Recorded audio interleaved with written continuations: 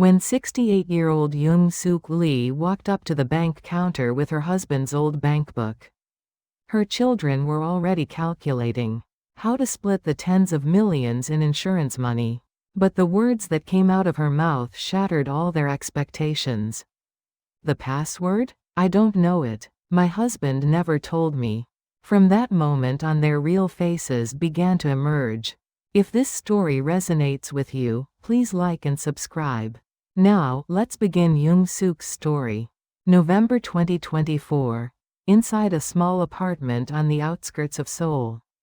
Young-Suk carefully sorted through her late husband Young-Ho's belongings. Her partner of 45 years had passed away from a sudden heart attack 3 months earlier. The shock still lived in every corner of the house. His favorite newspaper lay untouched on the table. His worn work uniform still hung in the closet. She gently stroked the fabric. "Dear, this house feels too big without you." She opened the desk drawer. Inside were all the bankbooks her husband had neatly kept over the years. One by one, she flipped through them: household account, savings account, and then one old, faded bankbook.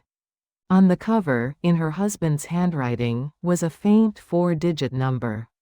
8,803. What is this? The balance wasn't large, but she couldn't shake the feeling that the number meant something. Just then, the doorbell rang. Her eldest son Tae-ho and his wife Seo-jin stepped inside.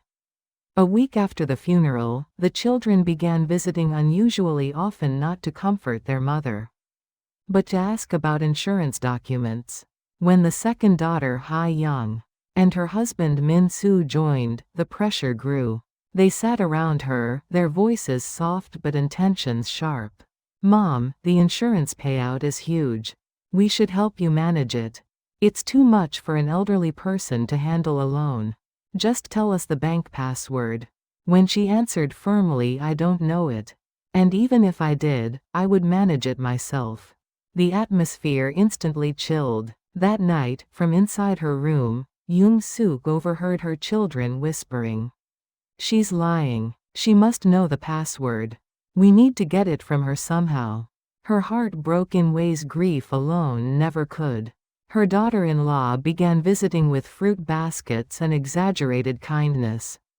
"Mother, I'll cook for you. Mother, let me take you to the hospital. Mother, give me your bag, I'll hold it for you." But after returning from the restroom at the hospital, she noticed her bag slightly disturbed, bankbooks rearranged, wallet unfastened. Her suspicion hardened into certainty. She was searching for the password. Late at night, Young-Suk stared at the mysterious 4 digits again. She tried every date she could think of: birthdays, anniversaries, moving dates. None matched. Then she remembered something her husband once said: "My most precious secret is hidden in something you already know." She searched through his belongings until she found an old photo album.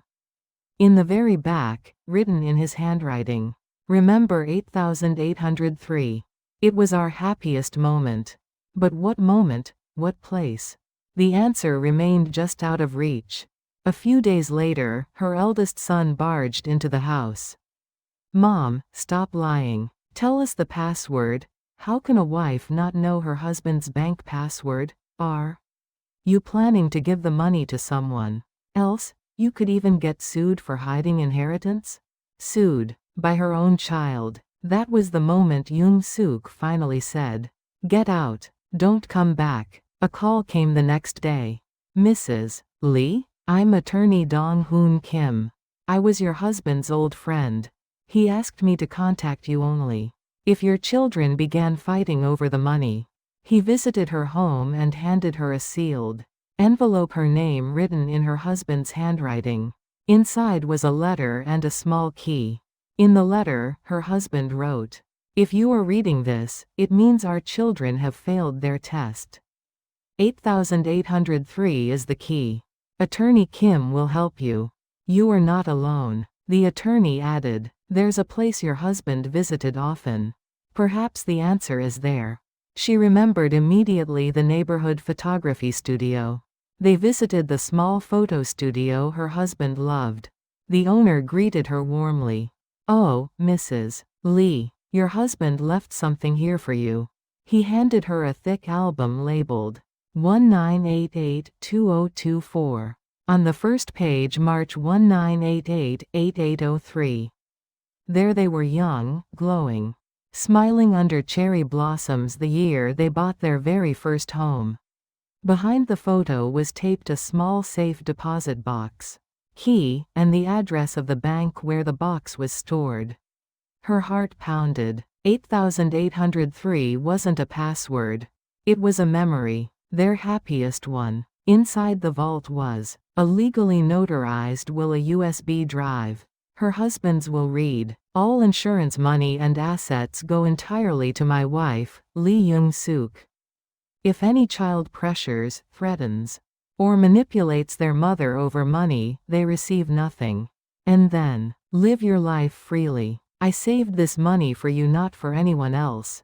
When she gathered her children at her home, they thought she would finally reveal the password. Instead, she played the video left on the USB. Her husband appeared on screen, calm, firm, and heartbreakingly sincere. He said, "You asked your grieving mother for passwords before offering her comfort. You watched her cry but still cared only about money. Because of this, you will inherit nothing." The room fell silent. Her son fell to his knees. "Mother, we were wrong. Please forgive us." But Young-suk stood strong. "Go. I will live my own life now." With the attorney's help, she received the full 5 billion won, approximately 50 million United States dollars. But to her, it was not wealth. It was her husband's last gift of love. She decided to fulfill his dream, opening a small cafe. She bought a small building outside Seoul. The cafe on the first floor. Her own living space on the second. She named it Cafe 8803. And decorated its walls with the photo memories of their life together. The cafe quickly became a beloved neighborhood spot, especially for seniors living alone. Every Wednesday afternoon, she hosted a free tea gathering for elderly neighbors, creating a warm community. "Thanks to you, we don't feel lonely anymore," one grandmother said. But Young-suk smiled softly. "No thanks to all of you, I don't feel lonely either." 6 months later, her eldest son visited the cafe, much thinner, humbled. "Mother, I'm sorry. Truly sorry. I lost myself. I forgot what mattered." She looked at him quietly. "I don't hate you, but I was disappointed." He nodded, tears in his eyes. "Can I still visit you sometimes? Not for money, just because you're my mother?" After a long silence, she answered, "Yes. Come anytime." 1 year later, Cafe 8803 became a beloved local haven. Every morning she opened its doors. Every night she returned upstairs, tired but peaceful. One spring afternoon, she gazed at the photo labeled 198803. "Now I understand what 8803 meant. You didn't leave me a password, you left me a reason to keep living." That evening, both of her children brought flowers to the cafe. No demands, no questions, only family. She closed the cafe late that night, opened the window upstairs, and let the spring breeze in. "Dear, I'm happy now, because of the gift you left me." And in her heart, she heard her husband's gentle answer, "Well done, my love. Now you are free." 8803 wasn't a code. It was a love story. A key to freedom. The beginning of her new life. If this story touched your heart, please like, subscribe, and turn on notifications. Your support helps us bring you more meaningful stories.